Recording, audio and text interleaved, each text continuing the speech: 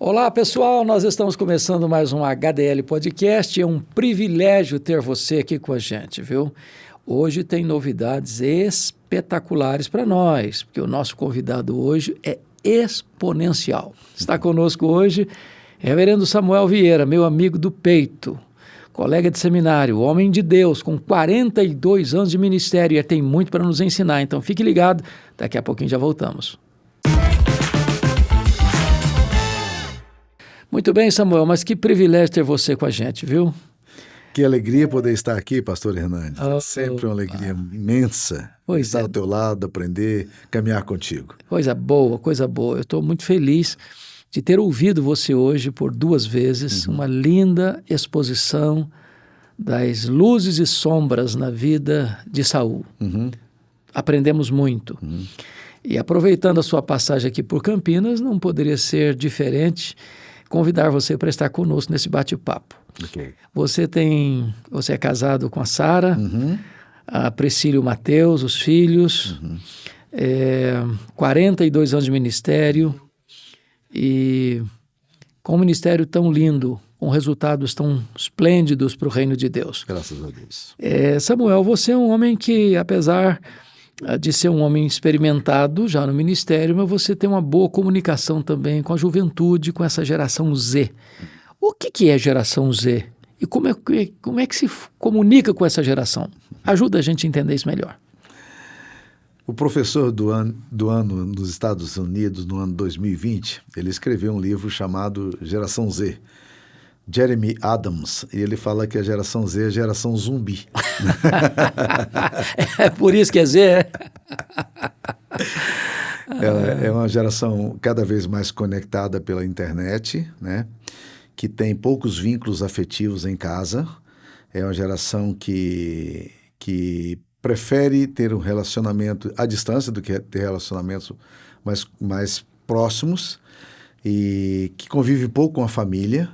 Elas são distanciadas da espiritualidade, embora elas tenham anseio pela espiritualidade, e elas estão confusas em relação à sua própria identidade e esse momento. Então, é uma geração que exige muito cuidado. Geração Z é aquela que saiu do ano 2000 até a nossa geração agora, tá? Essa geração, ela não conheceu uma humanidade sem internet. Então, ela está conectada sempre. É por isso que os nossos filhos e netos, eles sabem mais internet com 5 anos do que a gente com 60. Exato. Parece que eles têm um chip na cabeça. Não precisa nem aprender, já nasceu aprendendo, já sabendo. Se você tem qualquer dificuldade com o seu celular, é só chamar o seu neto de 5 anos que ele vai resolver o seu problema. Vai dar uma aula. Essa geração, por exemplo, como é que você, que é pastor de uma grande igreja, lida com esse aspecto de você ter lá pessoas já avançadas em idade, pessoas maduras, experientes, mas ao mesmo tempo você tem lá uma geração de adolescentes, né, ou de jovens que estão aí, como você disse, começando com 2000, hoje com 24 anos. Como é que lida com isso? Como é que se comunica com eficácia, tanto com os mais idosos quanto com os mais jovens? Qual o papel do pastor na construção dessa comunicação? Essa geração, ela tem algumas características interessantes. Ela, por exemplo, ela é muito mais honesta, porque ela não tem muito medo de ser mal entendida, não. Ela diz o que ela pensa. Ao contrário da minha geração, que era toda cheia de dedo, com muito medo de ofender, essa geração diz o que ela pensa. Ela vai no ponto e ela faz perguntas intrigantes e às vezes chocantes, e a gente precisa aprender a dialogar com a geração que é plural, né? Uma geração que é subjetivista, acha que a verdade está dentro dela. Joshua McDowell fala, por exemplo, que 84% dos jovens, dos adolescentes que estão na igreja hoje, eles acreditam que a verdade está dentro deles. Eles não acreditam na verdade fora deles, né? Uma autoridade. Uma verdade objetiva. Não acreditam nisso, tá? Então, assim, estou falando de jovens de igreja, né?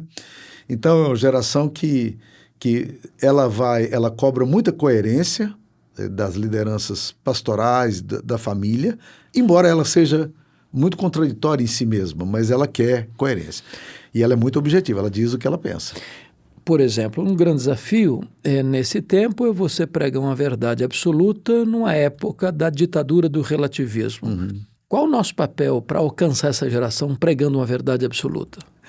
Essa geração, ela conhece, eu diria que 2 ou 3 níveis de linguagem que eu acredito que são linguagens que fazem sentido para ela. Primeiro, é uma linguagem de coerência.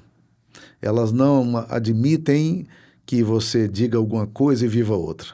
Eles exigem uma autoridade, uma linguagem que tenha coerência. Eles querem saber exatamente se isso que nós falamos tem algo a ver com aquilo que nós vivemos. Então, por exemplo, em São Paulo fala-se, na capital, fala-se muito da apostasia da pizza, que são aqueles meninos que saem da igreja e depois do culto eles vão jantar pizza, né, como bom paulistano, mas o jantar não é exatamente uma pizza, é o pastor que pregou mal, o culto que foi ruim, essa coisa toda. A música foi legal. E isso é um problema, porque os filhos estão vendo essa incoerência e isso para eles é muito complexo. Uma outra linguagem que eu diria que é muito interessante é uma linguagem que seja relevante. Aqui eu acho que há um problema bem sério também na questão da comunicação. Por quê? Porque a forma de comunicar a essa geração as verdades é uma forma diferente. Por exemplo, na minha igreja as pessoas vão lá, às vezes missionários, dizem, pastor, querendo passar um videozinho aqui e depois falar um pouco do nosso ministério. Quanto tempo é o seu vídeo? 3 minutos, pastor? Nenhuma dessa geração ouve um vídeo de 3 minutos, principalmente num culto. Eu falo, um vídeo tem que ir no máximo de 50 segundos a 1 minuto. Eles já estão mudando para outro. É a geração do Reels, do TikTok. Ela não vai ficar ouvindo uma coisa longa. Ela não tem paciência para isso. Então, a relevância é você conseguir comunicar a essa geração com a linguagem que seja própria. E aqui é complexo. Por quê? Porque a gente não quer mudar muito os modelos que a gente tem. Então, nós temos que encontrar uma liturgia, uma comunicação que seja uma comunicação mais próxima da forma como eles entendem. E nem sempre, imagina a gente com um pastor com 60 anos, como eu tenho, 65 anos, comunicar para essa geração, né? A graça de Deus eu sei que faz milagres, mas essa geração precisa de uma linguagem que seja relevante, que chegue... Deixa eu contar um exemplo simples que aconteceu. Eu estava pregando na igreja uma piadinha algum tempo atrás, tentando ser agradável no meu sermão, e eu contei a história de um garoto que chegou, um garoto de 2, 3 anos, aquele garoto bonitinho que chega na escola dominical e a professora de escola dominical querendo recebê-lo com todo carinho. E aí, de repente, a professora vai chegando, aqueles meninos gostosos, e você abraça, né? Tem uns meninos que parece que a gente tem vontade de passar uma manteiguinha no rosto e dar uma mordida, né? Tão gostosos que são. E aí a professora acolhe os meninos, coloca ali, e para introduzir o assunto ela fala assim, gente, alguém aqui sabe um versículo de cor? E o menininho levantou o dedo e disse, eu sei. É mesmo? Você sabe um versículo de cor? Sei. Então fale para nós qual é o versículo de cor. Ele disse, mais bem-aventurado é dar que receber. A professora falou, nossa, que coisa linda, você é encantador, que coisa bonita. Seu pai é missionário? Ele disse, não, meu pai é pugilista. Aí, você viu, pastor Hernandes, a minha igreja dividiu. Uma metade ria e metade não ria. Por quê? Porque metade não sabia o que era pugilista. Se eu tivesse dito assim, eles são lutadores, meu pai é lutador de UFC, de MMA, daria certo. Só que aí os velhos também não entenderiam. Olha como a relevância é um negócio complexo, né? Que linguagem nós estamos adotando? Há um aspecto de risco e de perigo também.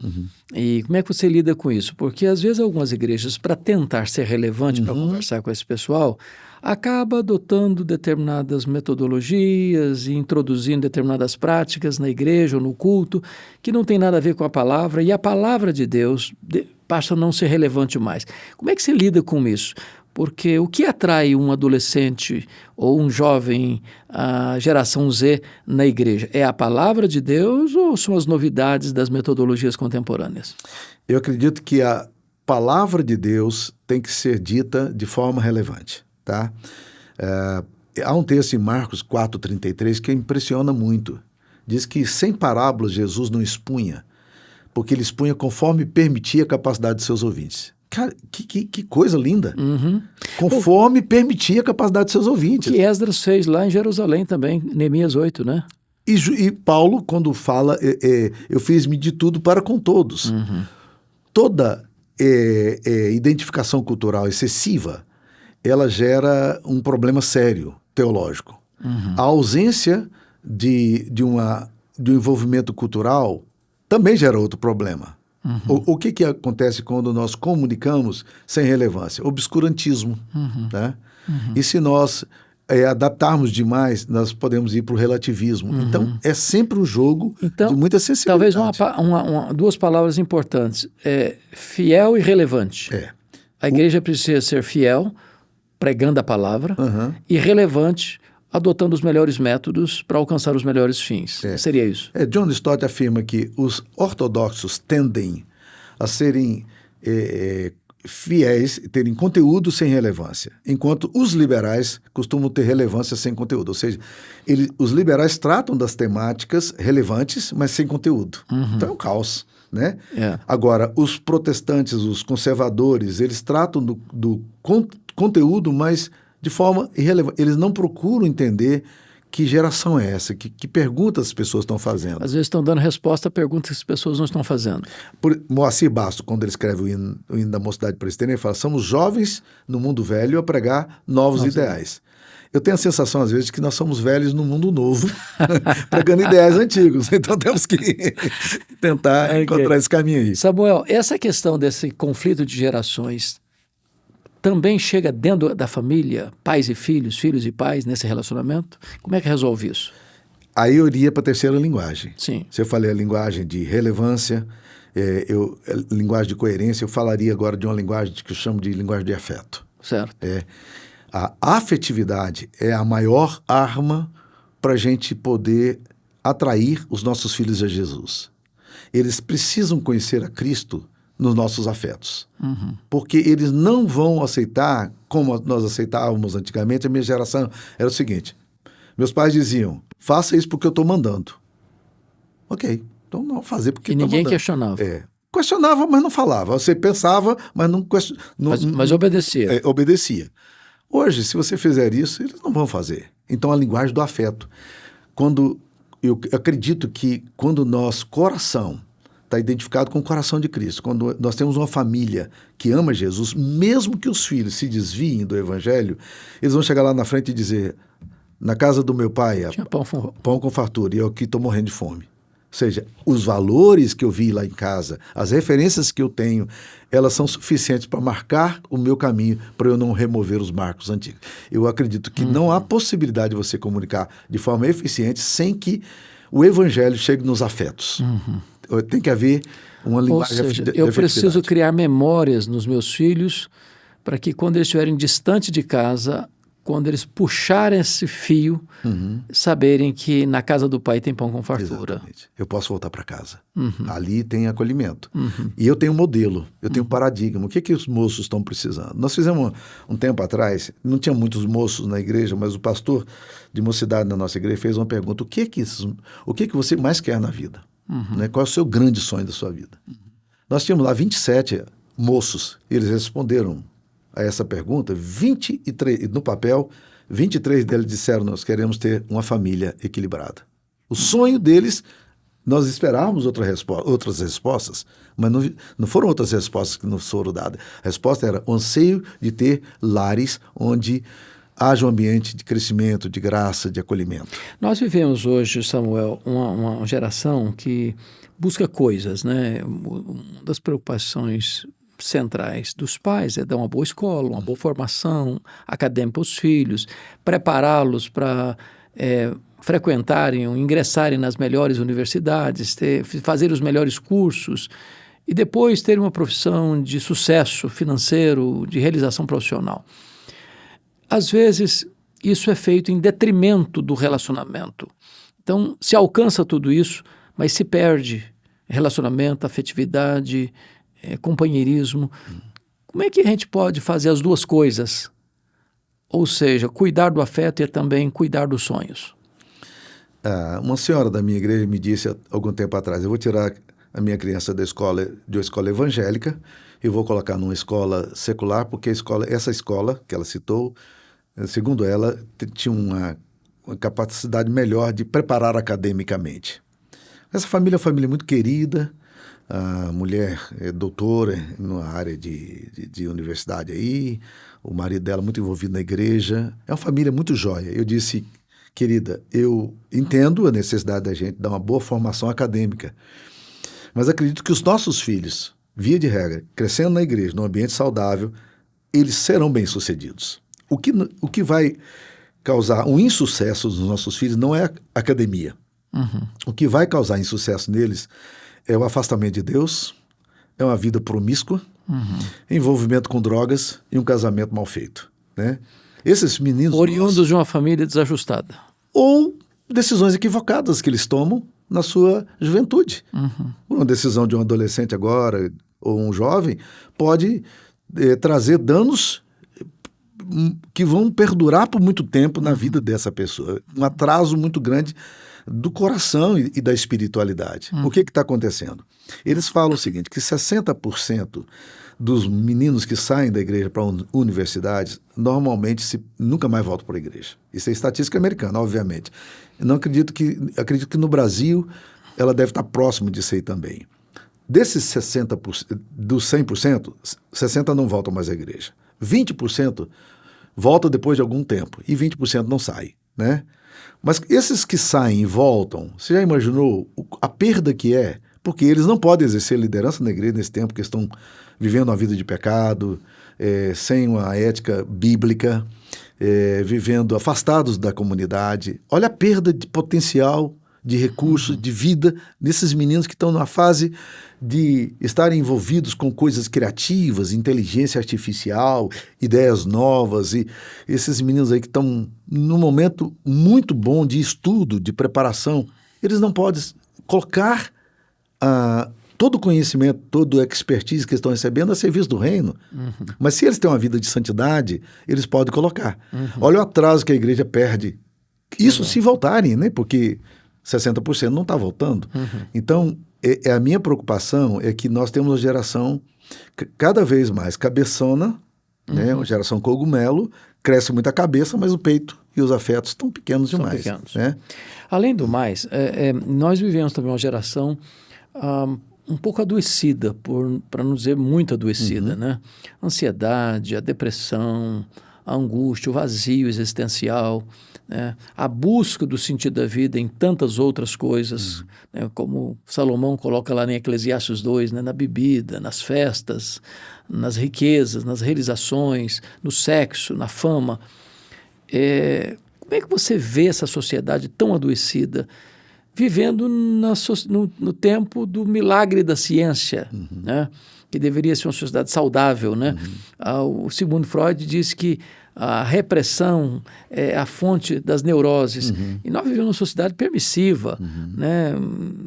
Da ditadura do relativismo e, ao mesmo tempo, uma sociedade doente. Parece que Freud equivocou-se no seu diagnóstico. Ou como é que resolve esse problema? É interessante porque o próprio Freud também, ele admitiu a ideia de superego. Tem que haver superego. Senão, o id vai... O id vai se arrebentar. Vai ser contraponto. Tá? Ou seja, tem que haver uma força de equilíbrio nisso aí.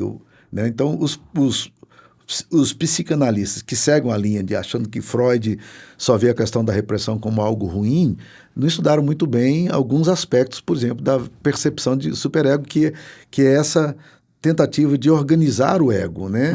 Então, Freud trabalha muito esse contrapeso, né? Embora a gente saiba da linha de pensamento freudiana, né?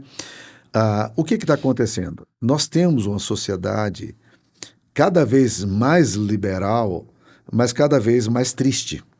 Nós estamos com gerações... há poucos dias atrás eu estava ouvindo a história do Bon Jovi, que é um conhecido cantor, ele falando que ele fez agora, ele não quer ter sexo mais, porque chegou um ponto em que ele teve sexo com todas as formas de sexo e ele diz, eu perdi prazer, contentamento e sexo. Isso com 40 anos de idade, né? Então nós temos uma geração cada vez mais permissiva, mas uma geração cada vez mais vazia. Mais insatisfeita. O descontentamento, ele não vem porque você porque lhe falta algo material. O descontentamento lhe vem quando você, às vezes, tem muita coisa. Eu percebo que essa sociedade, cada vez, os meninos e as famílias com as quais eles convivem, boa parte dela da classe média, são pessoas que podem comprar o carro do ano, podem fazer viagens para a Europa, podem comprar as roupas que querem, ir para restaurantes caros, mas o coração está vazio, cada vez mais vazio, porque o vazio é uma questão espiritual. E o próprio Salomão, quando escreve Eclesiastes, ele descreve a sua própria vida como revel, bolha de sabão. A minha vida é uma coisa que brilha muito e estoura. E não tem nada. Não tem consistência. É brilhante, mas não tem consistência. Então eu volto para o meu vácuo, né? O que Salomão faz? Salomão é um proto-existencialista, né? Ele é o primeiro existencialista da história a denunciar o que aconteceu com a alma dele. Aquele livro é maravilhoso. Deus deu uma inspiração tremenda, porque é um livro que fala do pensamento de um homem que se afastou de Deus, e Deus deixa na palavra dele para mostrar: este livro está aqui para que você saiba que, se você se afastar de Deus, perder suas referências, você perde o seu coração. Perde o sentido da vida. Perde o sentido da vida. Aí você vai para o niilismo. A palavra vaidade ali literalmente significa ausência de sentido. É muito mais do que, fulano é vaidoso porque usa roupa. Não, a ideia ali é muito mais séria. É falta de sentido. Falta de sentido. Não tem consistência a vida. Consistência. Eu estava falando da questão das doenças, a questão da ansiedade hoje atinge pessoas de todas as faixas etárias, de todos os credos religiosos, né, de todos os estratos sociais. O que uma pessoa que vive a vida na normalidade, né, seja ele um adolescente, um jovem, até uma criança hoje, as pessoas na fase antes do casamento, na construção da família, depois, chegada dos netos, ou a preocupação com o final da vida. Como é que lida com todas essas realidades e, ao mesmo tempo, possa se ver livre dos tentáculos da ansiedade? Eu acho que a ansiedade... Rollo May falava que a ansiedade é o mal do século, né? Ele estava falando do século XX, né? Ela é mal do século. Mas quando você vai para as Escrituras Sagradas, Jesus teve que lidar com a ansiedade dos seus discípulos, né? Ele fala: qual de vós, por mais ansioso que esteja, pode acrescentar um côvado, ou 1 centímetro da sua vida, ou uma hora da sua vida? Quem de vocês? A ansiedade ajuda alguma coisa? Não. Ele diz: não, a ansiedade é inútil. Ele percebe a ansiedade nos discípulos. Se aquele texto ali literalmente significa: qual de vós, por mais ansioso que esteja, pode acrescentar uma medida, no meu caso eu sou baixinho, talvez eu entenda melhor isso aí do que você, né? Eu gostaria de ter mais 10 centímetros. Qual de vós, por ansioso que esteja, a poder acrescentar um côvado, né? Não vai acrescentar. A ansiedade não ajuda em nada. Mas quando ele olha o coração de Marta, por exemplo, o que ele vê?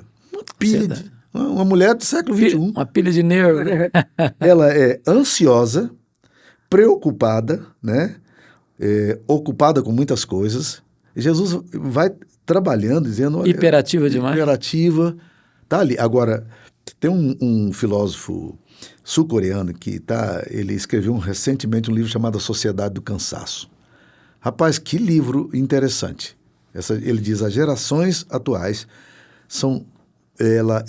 e ele vê esse cansaço, ele diz que está cada vez mais cedo o cansaço. Gerações parece que já nascem cansadas. E ele vê uma relação do excesso do contato com o mundo virtual com esse cansaço contemporâneo. Famílias mais tribais, que têm um envolvimento mais familiar, as estruturas familiares são mais... envolventes, eles têm mais problema no sentido de brigar, e discute mais, genro, nora, não sei o quê, mas a vida partilhada é uma vida de cura. A nossa solidão, ela está gerando um adoecimento psíquico gravíssimo. Eu escutei uma frase há poucos dias que gostei muito. Ele disse o seguinte: a pessoa falou assim: pequenos problemas nos dividem, mas grandes problemas nos unem.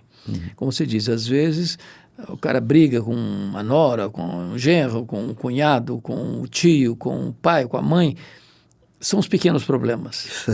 Mas quando surge um problema de verdade, Aí todo mundo se junta, né? Agora nós somos família, agora nós estamos juntos. Essa sensibilidade, parece que até essa sensibilidade, como você disse, está se perdendo um pouco nessa geração mais desconectada, né? Os pais sentam à mesa com os filhos hoje e todos eles, cada um está na internet, ué, e o celular hoje é uma forma de você se conectar com o mundo, mas não se conectar com as pessoas que estão próximas de você. Você tem 10 mil amigos no Instagram e não tem nenhum amigo com quem abrir o coração. Então, é um problema sério.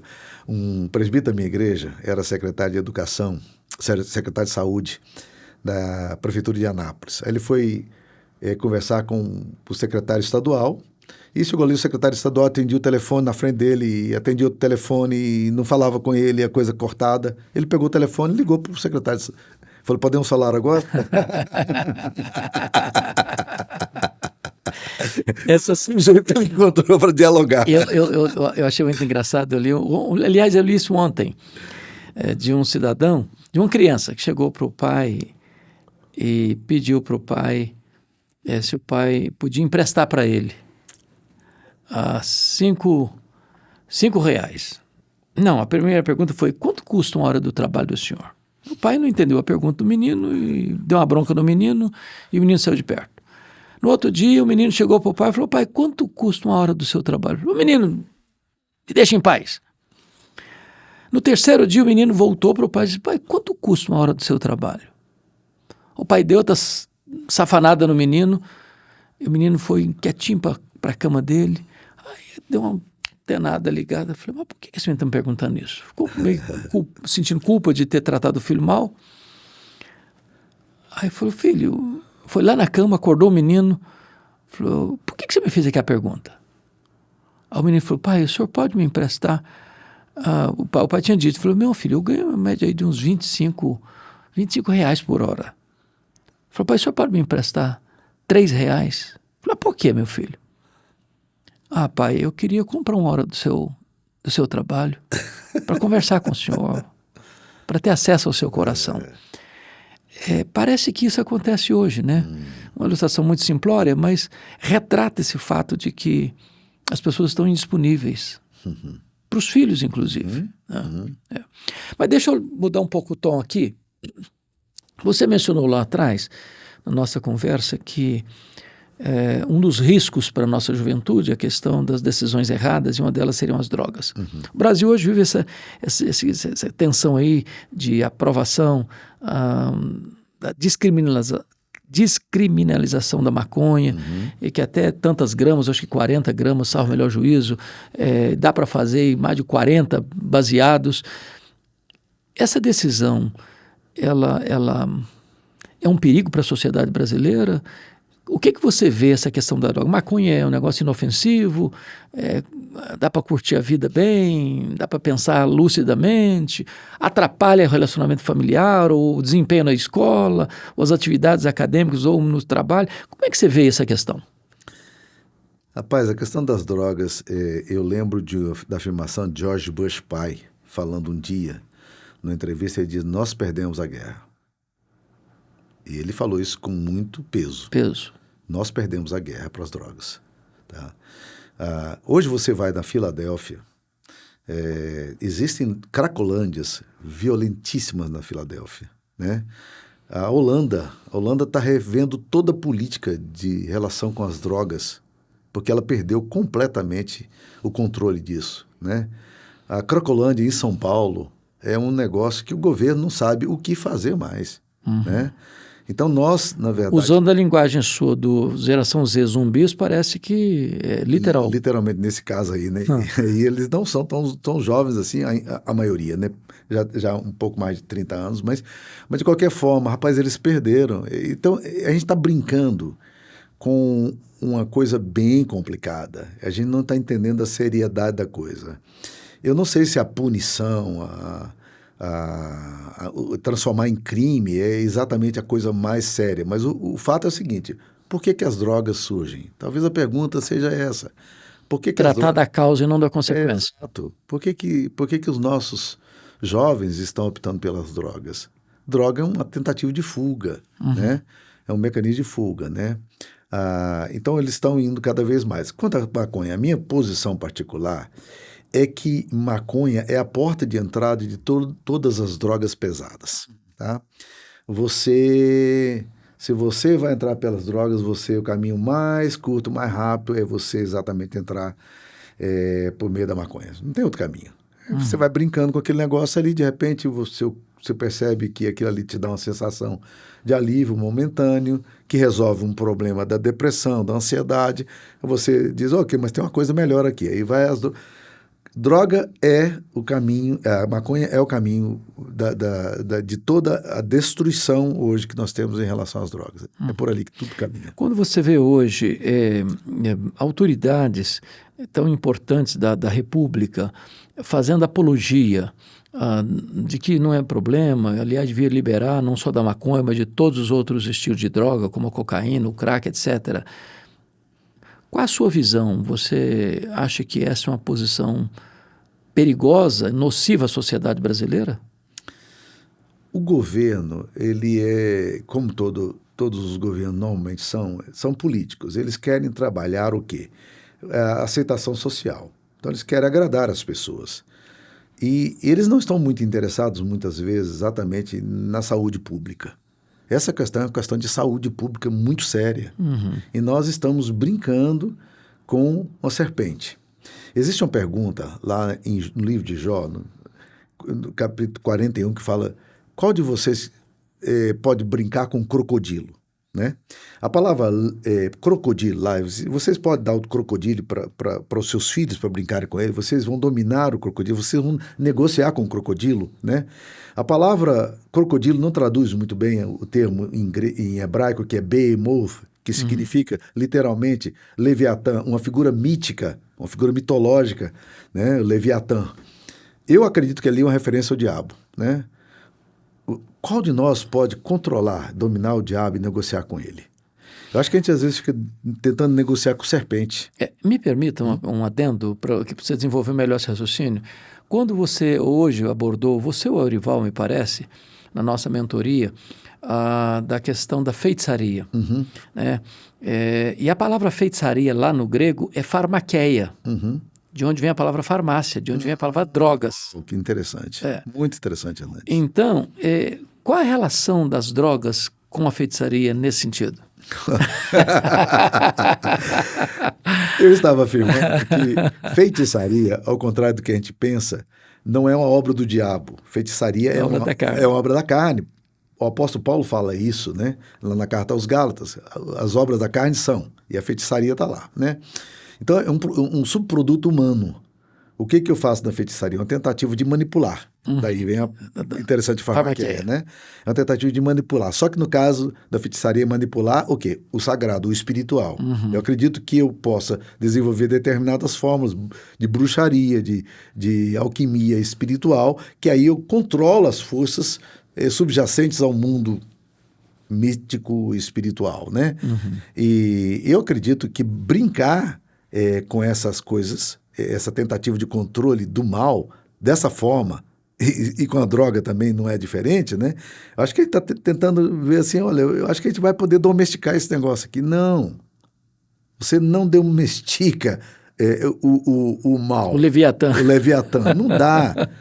Você não domestica ele, não se brinca, não dá para suas crianças para brincar. O que é que um pai e uma mãe que tem o seu filho ainda criança, né, na pré-adolescência, que está indo para a escola, e às vezes na escola ele já enfrenta essas abordagens, ou seja, de um colega, ou de um traficante de plantão que fica na porta da escola, aliciando as crianças, adolescentes.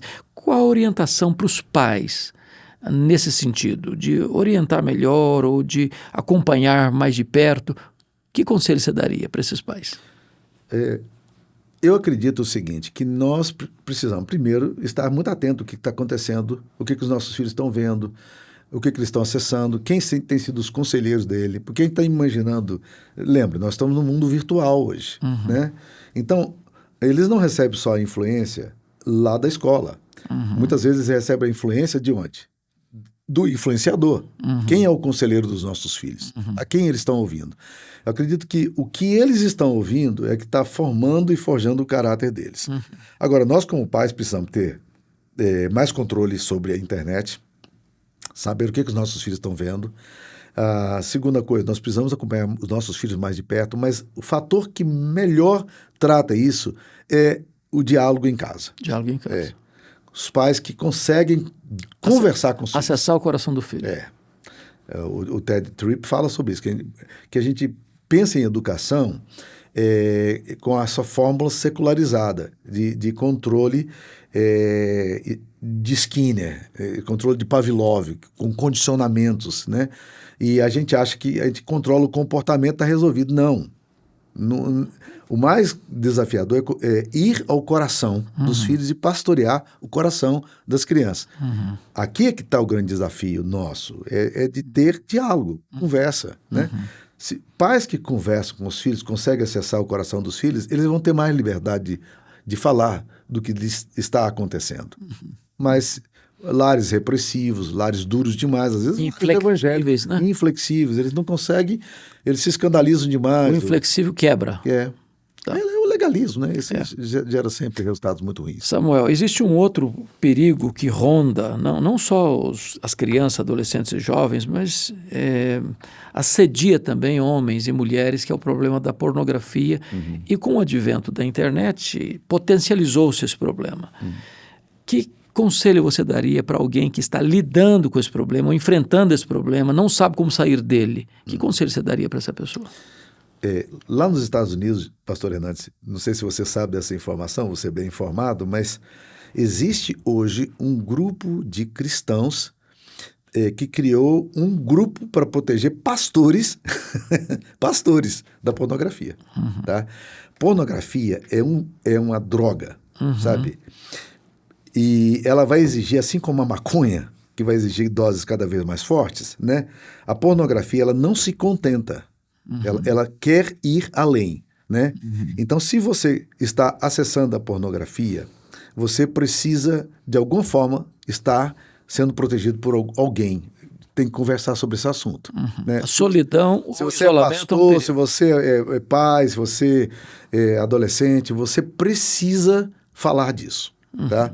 Porque você precisa encontrar gente que converse com você sobre isso. É muito tentador, porque hoje é um clique. Antigamente você tinha que comprar revista pornográfica e tal, era difícil esconder. Hoje não, hoje é um clique. Está dentro da sua sala, apertou, já era, né? Tá na sua mão, onde você quiser. E a gente não sabe, por exemplo, né? A gente trabalha com a web. Hoje a gente trabalha com essa face pública da web, né? Mas tem uma web que está por detrás da web, né? Que é chamado Deep Web. A Deep Web, que você, pai, e eu, com 60 anos, não acesso, né? Obviamente eu poderia acessar se eu fosse atrás, né? Mas eu também não sei nem como fazer isso, mas é possível fazer. Eu estava um dia conversando com um pai e tinha um filho adolescente. Menino bom, menino da igreja. E eu falei, vocês sabem, porque a gente trabalha Surface Web, a gente já se escandaliza com o que tem aqui nessa Surface Web, né? A face de cima. Aí eu perguntei para os pais, vocês sabem que existe uma Deep Web? Nenhum dos pais sabia disso. E eu perguntei para esse menino de adolescente de 14 anos, você já ouviu falar de Deep Web? Ele baixou a cabeça, tipo assim, meio que envergonhado de saber. Estrangido. E disse, sei. E eu perguntei para ele, você tem como acessar? Você já acessou a Deep Web? Ele disse, não, nunca acessei. Você saberia acessar a Deep Web? Ele disse, eu saberia, tá? Porque eles têm o criptograma entre os adolescentes das escolas que sabe acessar isso. É por onde rola tráfico de crianças, é por onde rola uma série de pedofilia. É um mundo que você... Um submundo. É como se você estivesse pensando, o inferno está aqui. É o porão do inferno. Lá é o porão do inferno. É mais profundo. Há um outro assunto que também é polêmico e que ronda também, não só o coração de jovens, mas de adultos de todas as fases, que é a questão do suicídio, né? E a internet tem sido um elemento muito forte do estímulo dessa prática. Como é que uma pessoa pode se prevenir contra esse mal, sobretudo aqueles que lidam com o problema da depressão, que é a principal causa do suicídio? Eu tive uma situação muito dramática na minha igreja, de duas, uma pré-adolescente e uma adolescente que começaram a frequentar a igreja. As duas muito tímidas, os pais não iam à igreja. E um dia, a adolescente, eu estava lá com seus 14, 15 anos de idade, nos procurou, a mim e minha esposa, para falar que ela estava muito preocupada com a irmã, porque a irmã não conversava mais com ninguém, estava num mundo fechado e muito com a internet. E nós fomos conversar com ela, ela provocou esse encontro na casa dos pais dela, que não eram da nossa igreja, e aí nós começamos a conversar, e a menina abriu o coração. Ela era uma menina que não falava nada, não abria a boca. Ela criou um blog para defender suicídio. Tinha quase 2.000 pessoas seguindo ela. Meu Deus. Isso estou falando de uma menina de 12, 13 anos de idade. Quase 2.000 pessoas seguindo ela. Ela tinha um avatar. Ela era outra pessoa, completamente empoderada. Ou seja, ela era o avesso daquilo tudo que ela era. E estava encorajando isso aí, essa questão do suicídio. Sim, acreditam num negócio desse? Que loucura. Né? É nesse mundo que os nossos filhos estão lidando. Né? E aí, quando entra nesse espaço tão deprimente dessa sociedade, é muito perigoso. Mais uma vez, os pais têm que aprender a ler os filhos. Não com censura, mas com afeto. Para tentar chegar no coração deles e acessar o coração deles, para protegê-los. É uma ameaça real, perigosa, e essa semana eu estava conversando com a senhora, que ela me disse sobre o filho dela, e disse, meu filho está com um olhar triste. E aí o próprio filho, graças a Deus, disse, mãe, eu preciso de ajuda. Mas por quê? Porque esse filho tinha acesso à mãe, o suficiente, e ele ama o pai também, né? Isso não é muito comum em adolescentes, né? Mas ele tinha um acesso suficiente para dizer, mãe, eu não estou organizando bem. Mas quantos adolescentes vão falar isso? Quantos de nós vão conseguir chegar no coração de um adolescente deprimido? Né? E o pior, suicídio de criança. Você pode imaginar um negócio mais louco do que esse? Suicídio de criança, de adolescente, você pode até imaginar um adolescente. Aliás, adolescente jovem, a estatística prova que só perde para acidente de carro. O suicídio é a segunda maior causa de morte entre os jovens. Só perde para acidente. É impressionante. É muito dolorido.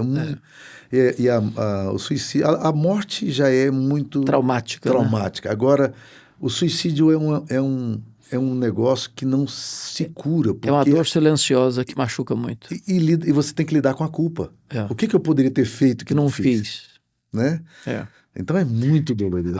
Eu diria aos pais, estejam atentos aos comportamentos dos filhos. Eles sofrem uma variação na época da adolescência, de humor. Né? A gente não deve se assustar tanto com isso, mas a intensidade é uma coisa que a gente precisa estar atento. Dentro dessa temática ainda, certa feita eu estava num outro país, eu não vou mencionar, e uma mãe disse assim para mim, Pastor Hernandes, o meu filho de 5 anos foi hoje, pela primeira vez à escola. E ao chegar na escola, o professor dele o chamou à parte e disse, você é quem escolhe se você vai querer continuar sendo menino ou menina. E o menino de 5 anos voltou para casa em pânico, desesperado. Como é que o senhor vê essa questão desse tipo de abordagem de um professor ou de qualquer outro adulto para uma criança de 5 anos? Que riscos tem isso para a saúde mental, emocional dessa criança e que reverberação isso vai ter na vida dele dali para frente? Pastor Hernandes, essa questão da doutrinação ideológica, ela não é nova. Quando eu morava nos Estados Unidos, há 22 anos atrás, os meus filhos faziam high school.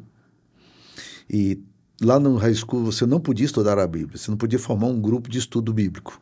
Né? Eu poderia ter feito isso através dos meus filhos, dar material, e havia poucos crentes na escola, lá em Boston, mas na escola, toda semana, eles paravam a escola, toda quinta-feira, depois do almoço, para o grupo LGBT falar, tá? Eram para conscientização ideológica. E os meninos eram obrigados a ir, porque era período de aula. Então, assim, o cerco é um cerco violento, maligno e destruidor. É uma coisa orquestrada no inferno para destruir as famílias e destruir o coração dos nossos filhos, né? E está cada vez mais forte, né? Hoje se a gente toca nesse assunto, parece que a gente pode falar de qualquer pecado, mas se fala de um pecado relacionado à ideologia do gênero, parece que é um crime, né? Você não pode mais tocar. Nós precisamos aprender a amar os homossexuais, mas a gente precisa ter uma posição muito clara. Eu acho que os pais hoje também não estão sabendo o que fazer. Vários pais de igreja me procuraram dizendo assim: pastor, tem um amigo meu que é cabeleireiro, ele vai casar, ele me convidou para ele vai casar com outra pessoa e ele é homossexual, eu devo ir ou não? Eu falei: você vai chancelar? Ah, mas como é que eu vou fazer? Ele é meu amigo. Diga para ele: eu amo muito você. Eu tenho um respeito muito grande, respeito a sua posição, não concordo com ela, você sabe disso, mas eu quero dizer que eu não vou lá. Eu vou ter que chancelar alguma coisa com a qual eu não concordo. Mas dentro da igreja, nós estamos enfrentando esse problema tremendo aí, né? Há uma outra questão ainda dentro dessa direção, que hoje parece-me que não choca mais ninguém, que é o fato de jovens, mesmo cristãos, entenderem ou acharem que não há nenhum problema de no namoro, no noivado, ou seja, antes do casamento, ter relação sexual. Né? Quase que se faz chacota de um rapaz que diz que é virgem ou de uma moça ir para o casamento virgem. Como é que você vê essa questão do sexo pré-marital, do sexo no namoro ou antes do casamento? Eu fui falar num encontro, e não faz muito tempo, no acampamento de jovens. E quando eu estava ali no acampamento de jovens, um rapaz que fazia medicina, que era uma espécie de líder dos moços, eu estava falando para os moços, minha esposa estava falando para as meninas, ele levantou, muito seguro de si, e disse: pastor, eu queria fazer uma pergunta sobre essa questão de sexualidade. A minha pergunta é a seguinte: eu não acho que exista nenhum problema se você ama, se você respeita, de ter sexo antes do casamento, com a sua namorada. Se você está pensando em casar com ela, né? Acho que não tem problema nenhum. Eu virei para ele e falei: ok, joia, muito bom. Você vai me dar um texto bíblico que prova o seu ponto de vista. Um texto bíblico, né? Aí ele disse: eu não tenho. Eu falei: ok, eu sabia que você não tinha. Claro. E eu vou te dar agora 14 textos bíblicos. Foi bom porque eu escrevi e publiquei no blog, por incrível que pareça, é um dos artigos mais lidos que eu tenho no blog. 14 textos bíblicos sobre sexo antes do casamento. Proibindo. Mostrando como nas Escrituras Sagradas essa ideia é tão clara, tá? Mas os moços, de certa forma, eles estão achando que não é a palavra que norteia mais. A Bíblia deixou de ser a regra, a norma, a diretriz das decisões. E os nossos moços estão vivendo muitas vezes esse estilo de vida pecaminoso e eles ficam sucateados pelo pecado. Perdem a liderança, perdem a autoridade espiritual, começam a se distanciar da igreja, não exercem liderança. Já aconteceu na nossa igreja a gente ter que procurar jovens, principalmente lá no início do meu ministério, de procurar jovens para serem equipantes no acampamento, os líderes do acampamento. Nós não tínhamos jovens que fossem líderes, nós tivemos que arrumar os adolescentes. No acampamento de moços, porque os moços estavam tão sucateados, aí um dos moços levantou um dia, por que não chamou o jovem? Porque não tem moço vivendo a vida santa. Como é que vai liderar qualquer coisa que seja, né? Então, olha como o reino de Deus perde. Você não tem moços crentes que amam o Senhor Jesus e que querem uma vida de santidade, né? Samuel, lá em Joel capítulo 2, verso 28, 29, fala lá da promessa do derramamento do Espírito Santo e fala que esse Espírito viria sobre jovens. E sobre os filhos, sobre as filhas. A pergunta: é possível, então, nessa geração chamada Z, ou nessa geração que está aí nessa cultura do relativismo, ser um jovem crente, fiel, feliz, realizado, cheio do Espírito Santo? É possível viver esse ideal das Escrituras nessa geração? Não tenho dúvida nenhuma. Isso aí, eu tenho muitos moços na minha igreja que são homens e mulheres que amam o Senhor profundamente.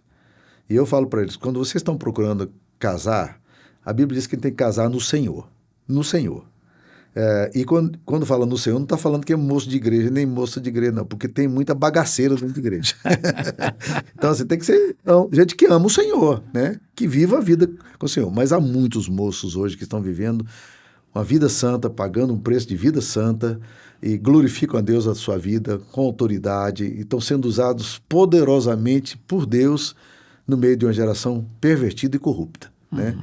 Na verdade, a nova moralidade nada mais é do que a antiga imoralidade, como o Schaeffer falava, né? Então, na verdade, a humanidade sempre foi caída. O apóstolo Pedro diz, eles estranham que não concorrais ao mesmo excesso de devassidão moral. Louco, né? Já naquela época, eles olhavam a vida do crente e estranhavam que eles não vivessem o mesmo estilo de vida. Que triste, né? Então, nós estamos vivendo na geração pecaminosa, a raça humana é a raça caída. E quando alguém fala, mas eu não posso viver sem sexo, então eu vivi sem sexo. Eu consagrei minha vida desde quando eu me converti e foi a melhor opção da minha vida, sabe? E aí, quando a pessoa fala que não consegue viver, eu falei, eu tinha 16 anos de idade quando entreguei minha vida a Jesus, então eu estava no auge da minha sexualidade, né? E Deus me poupou, e Deus me guardou, Deus me protegeu, né? Para viver de forma santa. Eu queria isso, eu queria santidade. Então, não querer santidade, como diz o Paul Washer, se você é um cristão e não anseia a santidade, eu acho que você tem que repensar seriamente se você é realmente um cristão. Bom, eu quero agradecer, Samuel, a sua presença aqui. Esse assunto é tão empolgante, a sua experiência é tão profunda e boa, que nós poderíamos passar horas e horas aqui, e eu tenho certeza que seria uma grande bênção para nós e para as pessoas que vão acessar esse podcast. Mas eu gostaria que você agora, olhando para aquela câmera, pudesse trazer suas considerações finais e conselhos para quem está nos acompanhando a ter uma vida de santidade, porque é possível, porque a Bíblia ordena, e se Deus ordena, é porque Ele dá poder para isso. E quais são essas vantagens e benefícios de uma vida santa, em vez de se render a essa cultura, viver a contracultura cristã? A primeira coisa que eu diria, antes de falar desse assunto, eu diria aos pais, aos educadores, que a gente às vezes fica muito desencorajado e a gente às vezes tem a sensação de que o mal vai prevalecer. Não. O que vai prevalecer é a vitória do Senhor e da sua igreja. Então nós não precisamos ter medo. Se os cristãos primitivos, ao adentrar numa sociedade tão decaída quanto Roma, ficassem com medo da moral relativa que eles tinham, da moral absurda, que era uma moral tão violenta que até a vida não valia nada, né? Os escravos não tinham vida em si mesmo, porque a vida estava na mão dos senhores deles, eles não olharam dessa forma. Eles disseram, não, o poder de Deus está sobre nós vamos pregar o evangelho. E foi por isso que eles venceram. Eles creram no poder do evangelho. Nós precisamos crer no poder do evangelho sobre nossas vidas e sobre a vida dos nossos filhos. Então, nós não podemos trabalhar como quem estamos tão acuados num mundo tão violento, num mundo tão decaído e que nós vamos perder a batalha. Não, a batalha é daquele que perseverar até o fim, a batalha é daqueles que amam o Senhor, a batalha é da igreja, a batalha de Cristo, e a vitória é de Cristo e da igreja. Nós precisamos entender isso. Isso nos dá ousadia, tá? Sobre a questão da santidade. Não tem jeito da gente viver uma vida cristã sem santidade. O apóstolo Paulo fala, esta é a vontade de Deus, a vossa santificação, que vos abstenhais a palavra na nossa Bíblia fala que vos abstenhais da prostituição. Prostituição não é a melhor tradução para aquela palavra, porque ela literalmente significa impureza sexual, né, que se aplica a qualquer dimensão, seja pornografia, seja qualquer desvio sexual. Então, nós precisamos nos abster. Você quer saber a vontade de Deus? A palavra de Deus diz, esta é a vontade de Deus, a vossa santificação. Então, a ordem, Deus é coerente nesse assunto quando ele fala lá no Antigo Testamento, sede santos porque eu sou santo, e vai falar no Novo Testamento a mesma coisa, sede santos porque eu sou santo. O padrão de Deus não caiu, Deus não diminuiu o padrão. E quando você vive para a glória de Deus, a santidade glorifica a Deus. A Bíblia diz que Deus honra aqueles que o honram. Eu cresci num ambiente onde eu me converti aos 16 anos de idade. Meus amigos, eu era o único crente da minha classe.